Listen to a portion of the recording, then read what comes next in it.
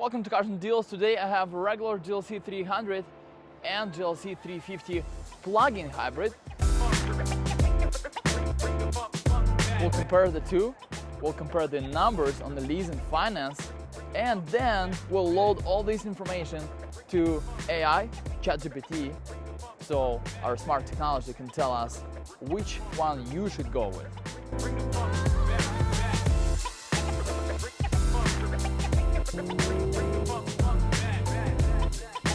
Thank you so much.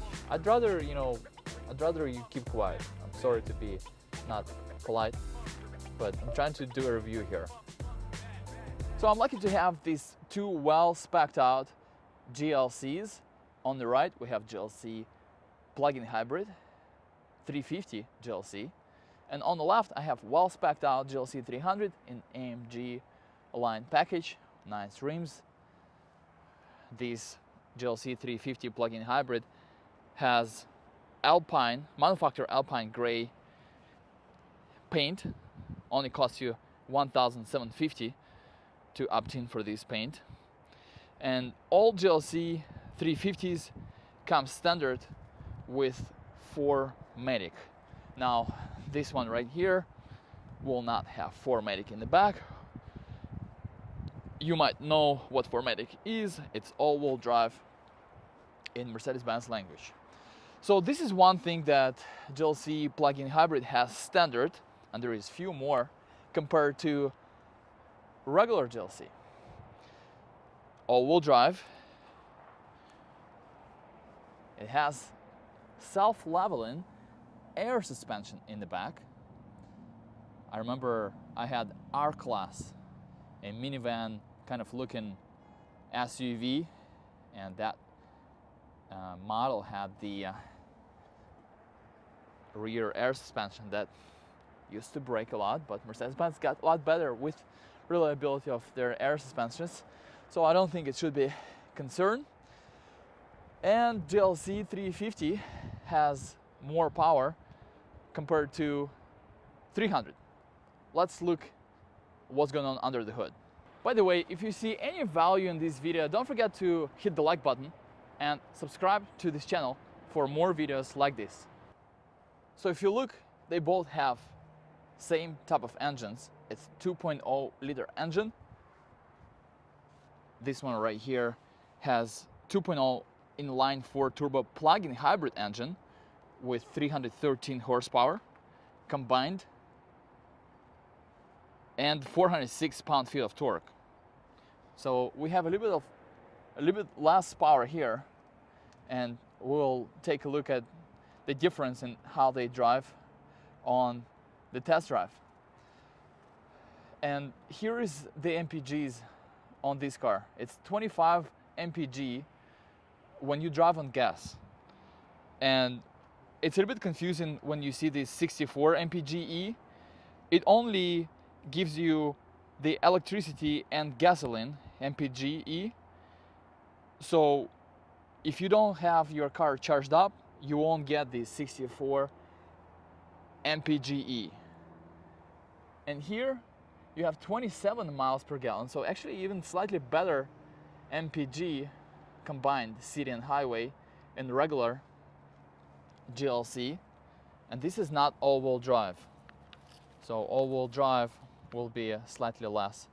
But let's take a look at two of the MSRPs, and maybe you can pause the video and investigate all these. But few things that you will see here, that this car right here, GLC 300, has slightly higher fee for the AMG line. It's $2,200 versus AMG line on plug-in hybrid 1650, and exclusive trim is $1,650, but it's $2,200 on the regular one. So they give you a little bit of a break on the price of the packages on 350 plug-in hybrid, because you pay a lot of money extra. Again, $59,900 the base price before destination, and $49,000, so $10,000. But don't forget that this car right here has a bunch of things standard. Like I said, the air suspension, all-wheel drive. They give you a little bit of a break on the packages cost, and you have navigation standard as well. So we're gonna start it. When you start it, it starts up like electric car. You don't hear the engine.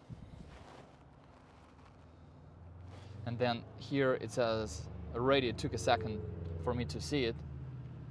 So it starts in hybrid mode. You have a lot of different modes here.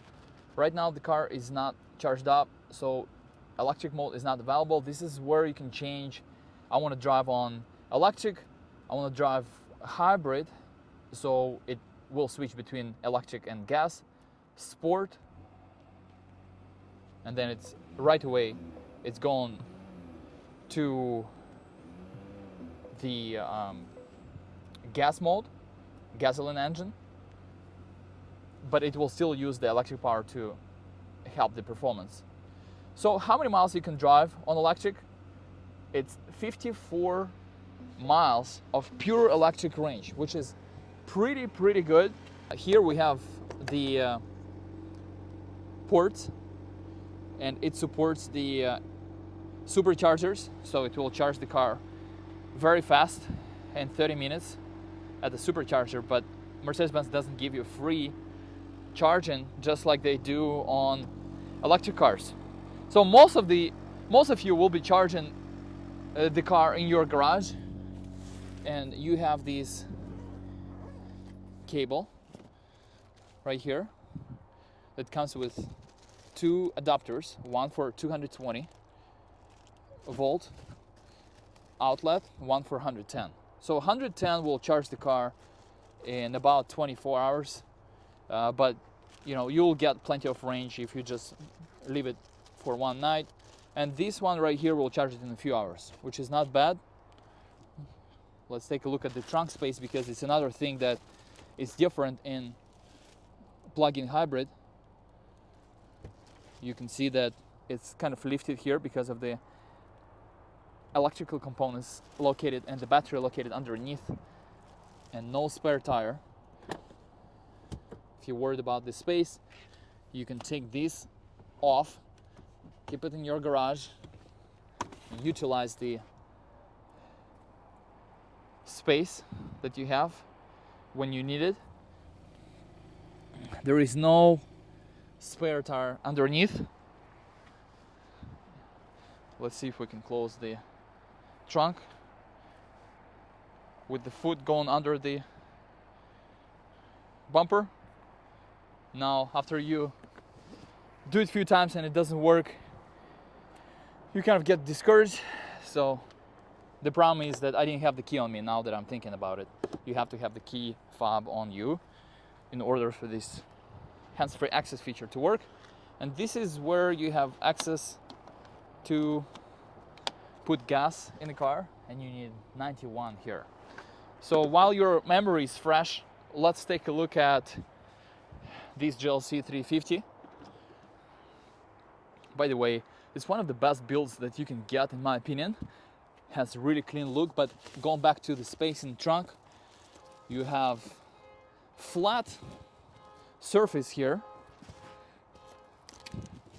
and spare tire. All GLC 300s, unlike 350s, come with a spare tire. And same thing, you can fold the seats. And what's nice about it, that the front seat moves to the front, so you don't have to do it manually.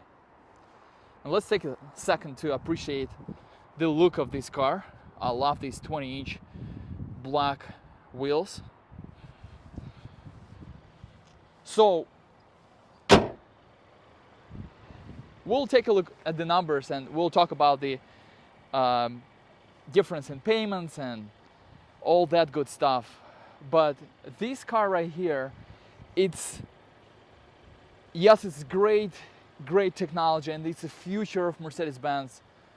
Mercedes-Benz is planning on reducing the amount of electric cars and actually going all in for the plug-in hybrids.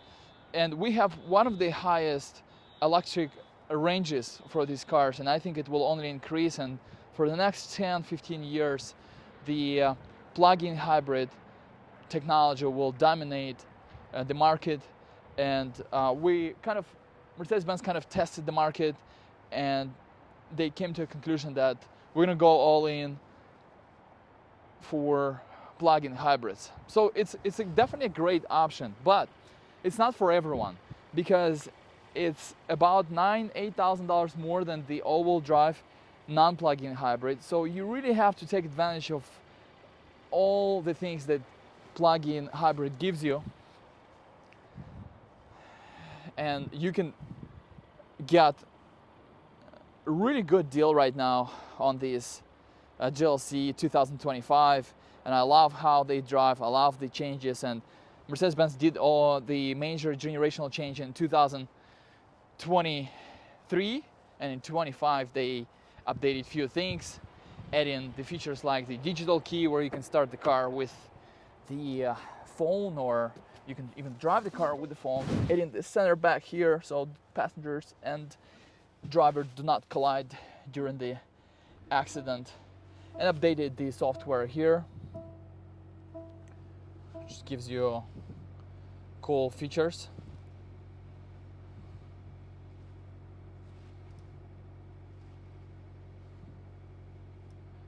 They say it's faster. I was looking for routines, but I can't find it. This is your nav. You can do a lot of things by voice. Hey Mercedes. Yes. Go to Starbucks. I have found multiple results. I will show you the way. Please proceed to the I have found multiple results. So that's nice. Voice commands really work well. Doesn't discriminate my accent, which is good. So I'm happy about it. Let's go to settings. Vehicle. I highly recommend the exclusive package which this car has. That's gonna give you the Burmeister sound system. Ventilated seats is not part of it, but it's $450 option. Nice to have in California. And then it gives you the 360 view camera, so the car can take pictures in case of the collision when you left the car in the parking lot, or the car is towed, which is nice. This car missing the Pinnacle package, where you have the heads-up display and digital lights, but other than that, this car is very well equipped. So let's start our test drive of GLC 350 plug-in hybrid. And first thing I gotta say that I'm 6'3", so will you be comfortable if you're tall in this compact SUV? You know, I'm really comfortable. I don't know if the passengers behind me would be comfortable and have enough space, but let's test it and see if the performance is better and if it's worth paying more just for more power in this car. So it always starts in hybrid, and then you can switch these modes. You have dynamic select button here. When the battery is charged, you can change to electric and drive on purely electric power, and it will keep it in electric power, in electric mode, as long as you don't hit the gas pedal really hard. And then for emergency situations it will switch between electric and gas modes. But I think where you really feel the power is first, you know, acceleration of the line, but in the end of the day, both 300 and GLC 350 have the same 0 to 60 6.2. You know, now I'm going up the hill and I'm hitting, you know, it's not the first time that it's happening. The voice command starts talking to me when I have no intention to talk to it, and I thought that the only way to wake it up is to say, hey Mercedes. And now when I say, hey Mercedes, it doesn't work. So, and I said it twice, I just repeat myself. So you have an an option to turn off that voice command so it doesn't listen to you. I think it's. I have switched off the driving recommendations. Thank you so much. I'd rather you keep quiet. I'm sorry to be not polite, but I'm trying to do a review here. So Please say the destination. What is your destination? now I press the voice command and I activate it, but I'd rather keep it that way. But they're pretty good as far as like the recognition. Once you start talking to it, and they say it has the AI built into it, so it understands you better as you drive the car. So here we can switch between gears. Manually, this car has the same transmission, 9-speed automatic transmission. Do I notice any difference in suspension?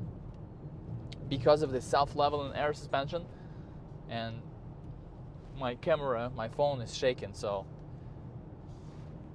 I think that's the answer. But I think I feel a little bit that the car is heavier, but I don't feel like, it drives like a cloud, like some of our other air suspension models. In any event, just based on this short test drive, I think there is no really big benefit of performance of GLC 350 over 300. So the main benefit that would make you to buy this car is the electric range. If you think you can be disciplined enough to keep it charged every night and use the electric mode all the time, so you don't consume the gas, you don't have to go to the gas station, then this is the car for you. But if you're just getting it for more power and for other things like the air suspension, I don't think that's the reason big enough for you to pay all the extra money. Okay, brakes. I also have some kind of funny feel of the brakes. When you push the brake, you kind of feel the resistance that you don't feel in a regular GLC. I think it's not as sensitive, and it has this electric feel to it, if you know what I'm saying.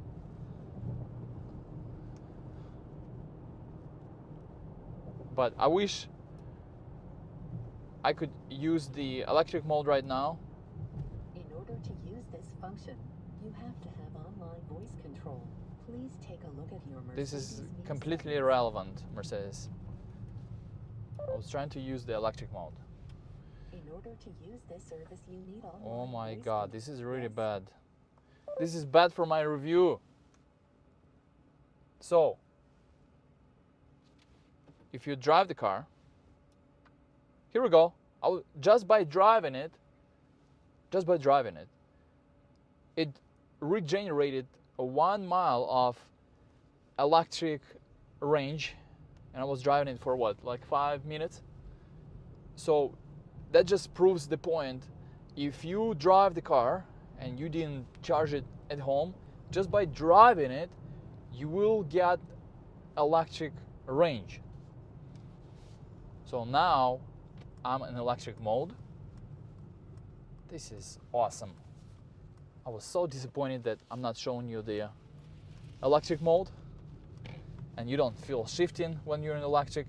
It just like electric car. And by the way, I forgot to say a thing that might be obvious to me. Yes, you don't have to charge this car to drive it. It's just like a hybrid. It doesn't have to be plugged in. It can be driven on gas only. But if you want to use all the benefits of plug-in hybrid, you want to. Unfortunately, I can't tell you that it. You're seriously messing with me right now. Anyway, if you want to use all the benefits of plug-in hybrid, you want to charge it. And that's it for my test drive. Now, let's take a look at the numbers and then ask ChatGPT if it's worth for you to get GLC 350, because it's kind of non-brainer to get 350 if it would be the same price. But is it worth to pay extra? Let's find out. Okay, let's take a look at the numbers for GLC 300 and 350, and then we're gonna plug in this information in ChatGPT and it will tell us what you should do. So first, GLC 300, $62,000 MSRP, discount. Mercedes-Benz doesn't give us a lot of incentives, but we're looking to sell a lot of those, so I'm generous with a discount. Reach out to me for additional discounts and programs like loyalty or reignite. You can get additional money off MSRP or cash down. If you own LLC company, you can register it under and get additional $1,250. But there is a lot of different programs, so reach out to me. Cash down here, your finance options here. The interest rate is just an estimate. Mercedes-Benz actually has higher, but we can send it to other banks. We've seen rates even below 6% or even lower. These are the lease options. A manufacturer is pretty low on GLC. It's actually well, I'll talk about it later, but it's more than double better than the GLC 350e. So these are your payments based on these cash down options. 10,000 miles, tax not included. If you're local, all you gotta do is just add tax. But if you're out of state, you know, shipping and other fees involved, so it will drive the cost up. So here we have $72,000 car. Again, these two cars are pretty well-equipped cars. So these payments can be lower if you're looking at lower MSRP of a GLC. So it's a plug-in hybrid. We'll see the discount here, your cash down options, your finance options, and your lease options, and you'll see bigger discount here, but it's actually on the contract. It shows as the lease bonus cash, so it will be used towards the cap reduction and fees, like your first payment and registration and acquisition fees, and these again for 10,000 miles, tax not included. So now I plugged in all this information to ChatGPT. It's very smart, so it doesn't have to be very organized. And I'm gonna ask, hey, based on the two structures that I gave you, and keep in mind that GLC plug-in hybrid has the $7,500 rebate on the plug-in hybrid, and it's for lease only. Then GLC 300 on the other hand has better manufacturer. This is manufacturer on GLC 300 versus this is manufacturer on GLC 350, better than the last month or the month before it, where it had a higher manufacturer. So what you should do, what's the better scenario? So let's see.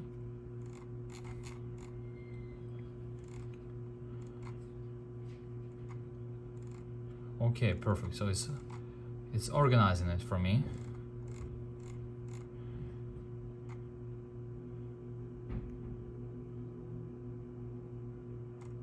Let's double check its work. 719 versus 833. So something's off here. 5,000 out of pocket, 644, and I have 754. Oh, that's non-hybrid. Okay. So that's non-hybrid, so it's correct here. Let's see. Key takeaways: 7,500 lease rebate. Okay.